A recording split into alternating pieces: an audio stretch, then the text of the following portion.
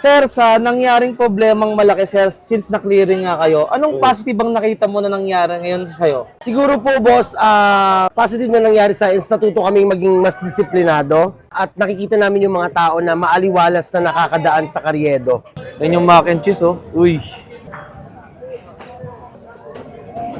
Natikman nyo na ba itong napaka-cheesy, napaka-creamy, nag-uumapo sa cheese na mac and cheese at carbonara? Nasa halagang 60 pesos lang, napakadami na ng serving, hindi ka tinipid sa lasa, at higit sa lahat, para kang kumain sa mamahaling restaurant. Ops, teka, huwag mo kakalimutan ha, na-cars agent na ako dito sa Mitsubishi Manila Bay. Kaya ako nagbabalaki bumili ng mura at brand yung sasakyan, katulad nitong aming Montero, Expander, X-Force, L300, Triton Pickup at ang aming Mirage G4. I-PM nyo lang ako dito sa Facebook page ko o kaya tumawag kayo sa mga number na ito o kaya naman puntahan nyo ako mismo dito sa Mitsubishi Manila Bay. So paano, ihintayin ko kayo mag-apply at mag-inquire sa akin ha. Bye-bye! Hi sir, magandang araw po! Hello, boss! Kamusta? Magandang araw! Magandang araw sir! Sir, tanong ko lang, ano po bang tinitinda mo dito sir?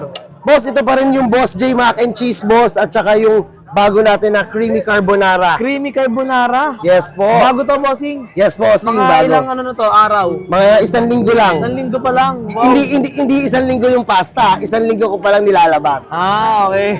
Sir, tanong ko lang po, isa po ba kayo sa mga na-clearing dito? Oo, boss sa kasamaang palad, dati po kaming nasa Carriedo sa gitna. Pero syempre, sinunod natin ang ating butihing Yorme na si Mayor Isko Moreno, na syempre ang Carriedo kasi na-negotiable. So, sinunod natin. Nakakalungkot, pero kailangan talagang sumunod. So, anong naramdaman mo, sir, nung nalaman mo i-clearing na kayo?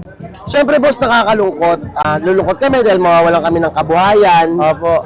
Pero at the same time, syempre, tuloy lang ang buhay kasi kailangan naman talaga nating sumunod sa batas at Yes. kailangan talaga nating wag makaperwisyo ng kapwa. Hindi naman po sa inyo yun eh, no? Yes. So, umabot pa sa point, sir, na parang guguho na yung mundo mo. Oo, Nung boss. naramdaman mo yun, nung nalaman mo yun. Yes, boss. Parang nadidepress na kami kasi hindi namin alam kung saan kami pipwesto. Parang babagsak na, no? Yes, bossing. Pero still ngayon, anong balita, sir, ngayon sa inyo? Kamusta naman kayo, sir? Mabuting-mabuti, boss, kasi syempre kami ngayon ay nandito na sa Estero Segado. Sa Carriedo pa rin po yun. Pero sa corner lang ng Estero Segado, sa gitna ng SM at Isitan. Dito kasi, pwede kaming magtinda kasi ito talaga yung nilaan ng gobyerno at ni Yorme para sa mga vendors. Ibig sabihin, boss, legal na tong ano nyo, pwesto nyo. Yes, bossing. Yun. Sige, bossing, anong oras ka nandito nga nagbubukas? Alas 11 ng umaga hanggang alas 8 ng gabi, boss. Nandito lang po kami. Kasama ng aming mga chow fan rice ng ni Madam Jenny Lynn. At syempre, ang baga ng mama mo, kahilera po namin siya. Okay, magkakasama na pala kayo dito, sir. Yes, boss. Andito Sige. rin si Yobab. Sige, boss, tikman ko nga. Ano bang marirecommend mo sa akin dito? Pare, syempre yung masarap, boss. Pero ako kasi carbonara lover ako. So, I can recommend you the carbonara. Okay, Pero syempre, sige. tikman mo rin yung mac and cheese, boss. Ay, okay, sige, sir. Dalawa titikman natin. Sige, boss. Sige po, pabili po ako ng dalawa, sir, ha? Yes, boss. Sige, sir. Thank you po. Okay. At ito na nga mga tropa, matitikman na nga natin yung Boss J Carbonara at mac and cheese dito nga sa may Estero Segado na ngayon. You know? Ayun yung carbonara nila dito. Tikman natin. Ang sarap ng pagkakatimpla dun sa ano nila, sauce ng carbonara. Sarap.